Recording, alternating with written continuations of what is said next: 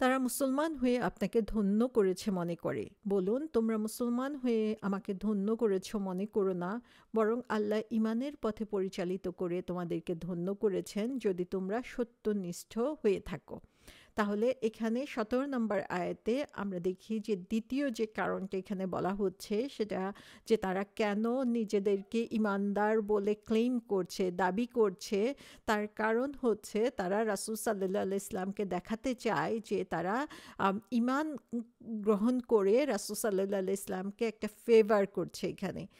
এই আয়াতটা যেই প্রসঙ্গে নাজিল হয়েছে সেটা আমরা আগেও একটু জেনেছি, যেটা ইবনে আব্বাস রাদিয়াল্লাহু আনহু বর্ণনা করেছেন যে বনু আসাদ গোত্র যখন রাসূল সাল্লাল্লাহু আলাইহি ইসলামের কাছে আসলো এবং এসে বলল যে হে আল্লাহর রাসূল, আমরা ইসলাম কবুল করেছি এবং সেই সময় ইসলাম কবুল করেছি যখন সমস্ত আরব আপনার বিরুদ্ধে যুদ্ধ করেছে, কিন্তু আমরা করি নাই।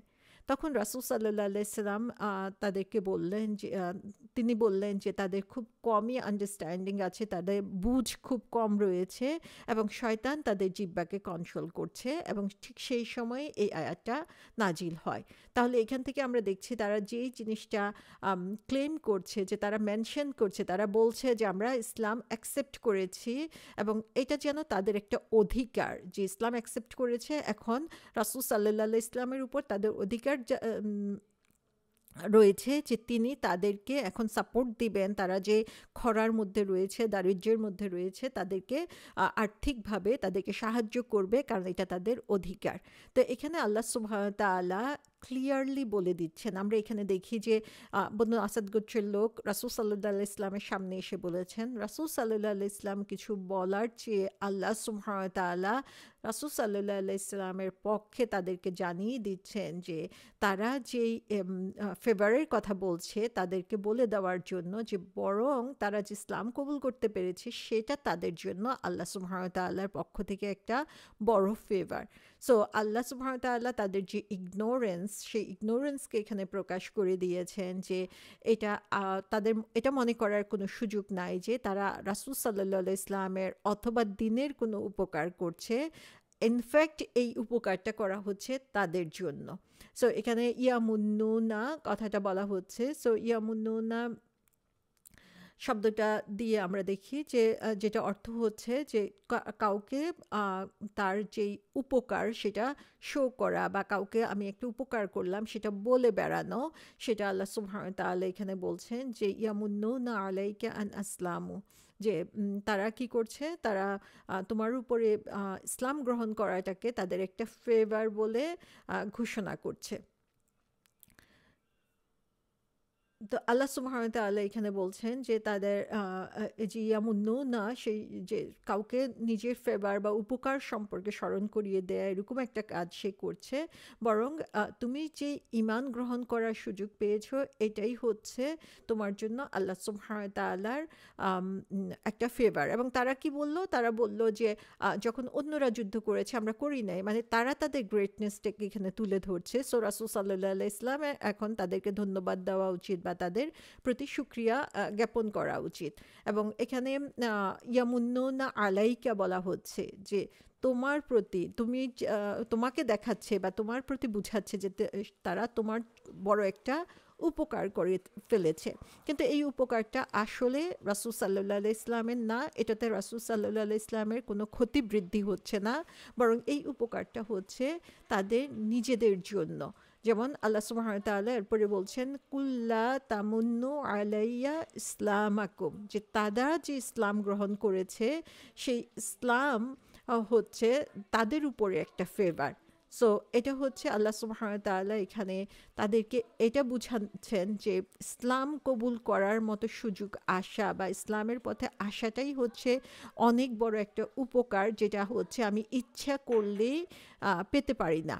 যেমন সূরা বাকারাতে বলা হচ্ছে তাদেরকে সৎপথে আনার দায় তোমার নয়, বরং আল্লাহ যাকে ইচ্ছা সৎপথে পরিচালিত করেন। যে মাল তোমরা ব্যয় করো তা নিজ উপকারার্থেই করো, আল্লাহ সন্তুষ্টি ছাড়া অন্য কোনো উদ্দেশ্যে ব্যয় করো না। তোমরা যে অর্থ ব্যয় করবে তার পুরস্কার পুরোপুরি পেয়ে যাবে এবং তোমাদের প্রতি অন্যায় করা হবে না। তাহলে কাউকে সৎপথে আনাটা আসলে কারো দায়িত্বের মধ্যে পড়ে না, বরং আল্লাহ যাকে ইচ্ছা করেন সেই শুধুমাত্র সৎপথে আসতে পারে। তো এজন্য এখানে বলা হচ্ছে যে কেউ যখন ইসলামের পথে আসে বা দিনের পথে আসে, দিনকে বুঝতে শিখে, সেটা হচ্ছে আল্লাহ সুবহানাহু ওয়া তাআলার একটা বিরাট রহমত তার উপরে। সেটার জন্য তার শুকরিয়া আদায় করা উচিত, বরং তার এটা মনে করা উচিত না যে সে ইসলামের পথে আসাতে ইসলামের অনেক বড় উপকার হয়ে গেল।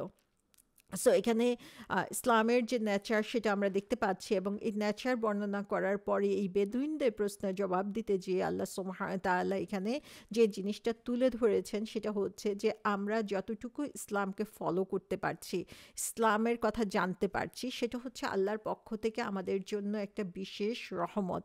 এবং সেই রহমতের শুকরিয়া আমরা কিভাবে আদায় করব? সেই রহমতের শুকরিয়া আদায় করব হচ্ছে সেই আল্লাহ সুবহানাহু ওয়া তাআলা যে গাইডলাইন আমাদেরকে দিয়েছেন সেই গাইডলাইন ফলো করার মাধ্যমে। যে বালিল্লাহু ইয়ামুন্নু আলাইকুম আন হাদাকুম লিল ঈমানি, যে আল্লাহ সুবহানাহু ওয়া তাআলা তাদেরকে ঈমান গ্রহণ করার যে শক্তি দিয়েছেন, যে সৌভাগ্য দিয়েছেন, সেই সৌভাগ্যের মাধ্যমে তাদেরকে আসলে ইসলামের পথে তিনি গাইড করেছেন। সো এটাই হচ্ছে তাদের জন্য বড় একটা সৌভাগ্যের ব্যাপার যে তারা এই সুযোগটা পেয়েছে।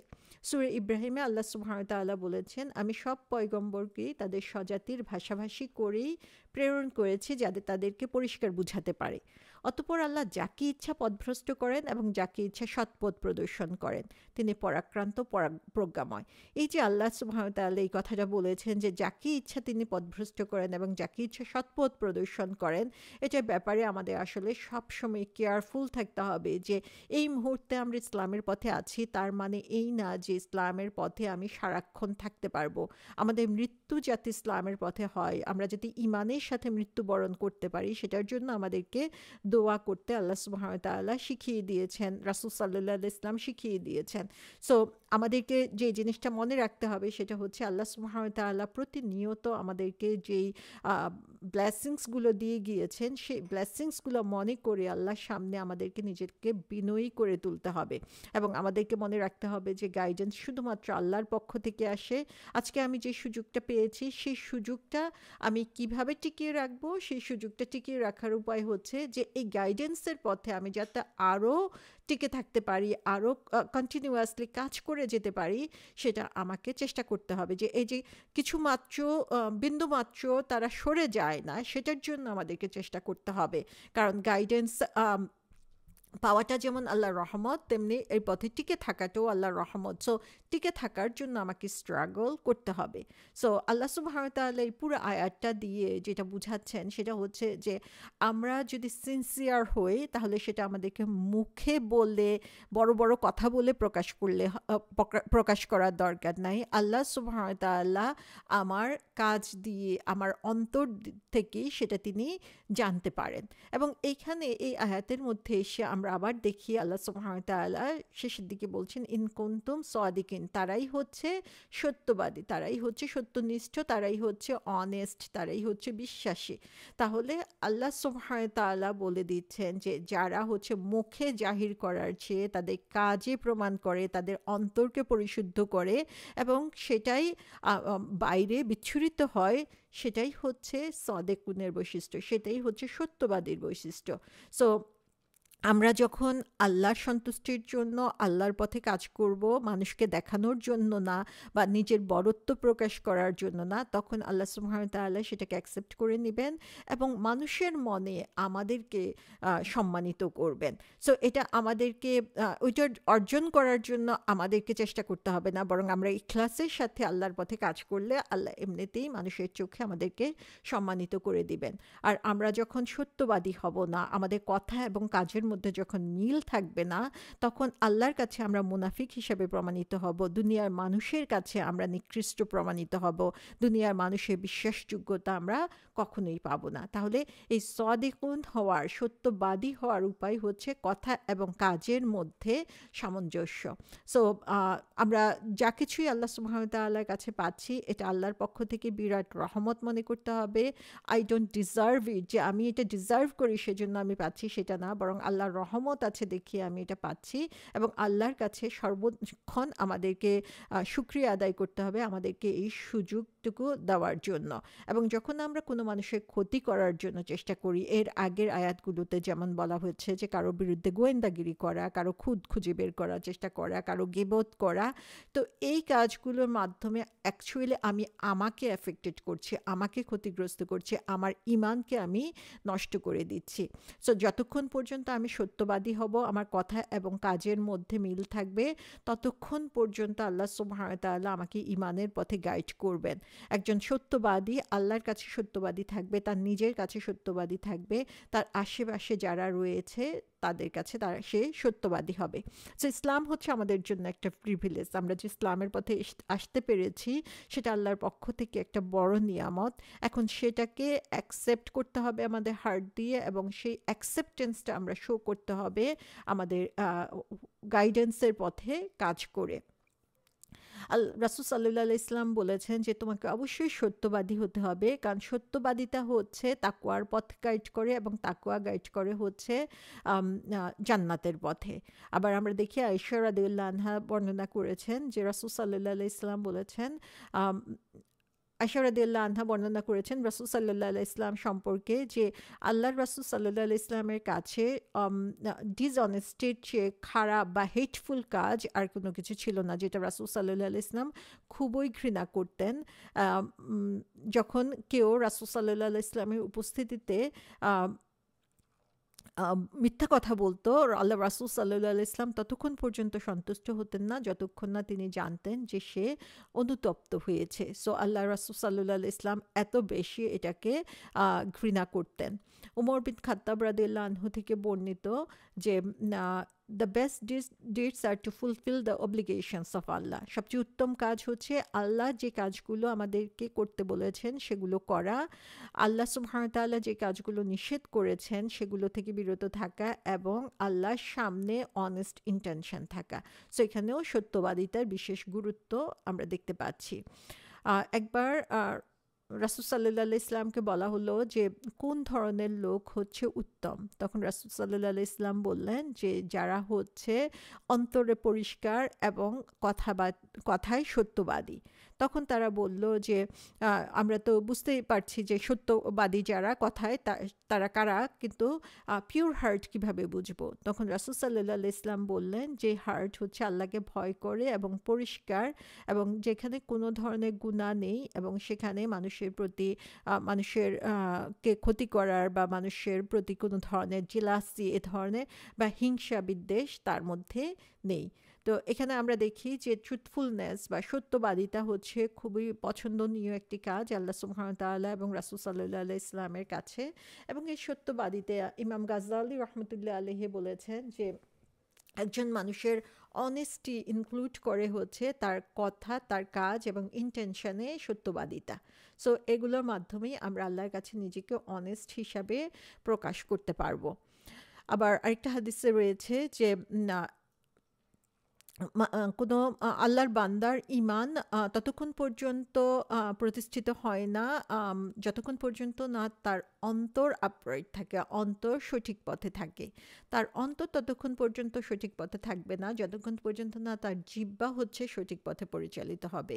এবং একজন মানুষ কখনোই জান্নাতে প্রবেশ করবে না যতক্ষণ পর্যন্ত না তার প্রতিবেশী তার খারাপ জিনিসগুলো থেকে মুক্ত থাকবে। তো সুবহানাল্লাহ, এখানে আমরা দেখি যে আমাদের জিহ্বা কত গুরুত্বপূর্ণ একটা জিনিস, যে এই জিহ্বার কারণে আমাদের অন্তর ক্ষতিগ্রস্ত হচ্ছে, এবং সে জিহ্বার কারণে আমরা জান্নাত থেকে দূরে সরে যেতে পারি। আল্লাহ সুবহানাহু ওয়া তাআলা আমাদের সবাইকে এই জিহ্বাকে কন্ট্রোল করার তৌফিক দিন, আল্লাহর ভয়ে এবং আল্লাহর সন্তুষ্টির আশায়। সহিহ মুসলিমে বলা হয়েছে যে একজন মানুষ তখনই তাকে খাঁটি মুনাফিক বলা হবে যার মধ্যে 4টা সাইন থাকবে, এবং তার মধ্যে যদি যে কোনো একটা থাকে যতক্ষণ পর্যন্ত না সেটা থেকে দূরে সরে যায় তাকে বলা হবে তার মুনাফিকের গুণাবলী রয়েছে। সে 4টা গুণাবলী কি? মুনাফিক হচ্ছে আল্লাহ সুবহানাহু ওয়া তাআলার দৃষ্টিতে খুবই জঘন্য ব্যক্তি, এবং তার শাস্তিও খুবই জঘন্য। তো এই 4টা ক্রাইটেরিয়া সম্পর্কে আমাদেরকে খুবই কেয়ারফুল হতে হবে।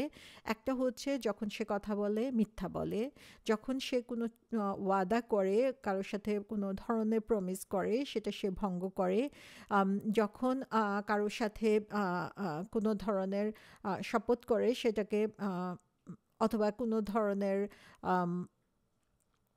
আর্গুমেন্টের মধ্যে যায়, তখন সে খারাপ কথা বলে এবং কারোর সাথে কোনো চুক্তিতে আবদ্ধ হলে সেটা সে লঙ্ঘন করে।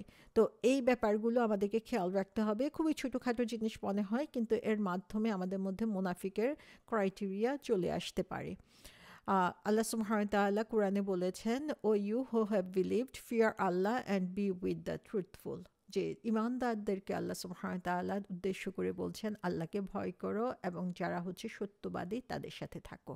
তো আল্লাহ সুবহানাহু ওয়া তাআলার কাছে ট্রুথফুল বা সাদিকুন যারা, তারা খুবই পছন্দনীয়। আমরা সবাই আমাদের আপ্রাণ চেষ্টা থাকবে আমরা যাতে প্রতি মুহূর্তে আমাদের কথা, কাজ এবং ইন্টেনশন দিয়ে আমরা এই সত্যবাদীদের অন্তর্ভুক্ত হতে পারি।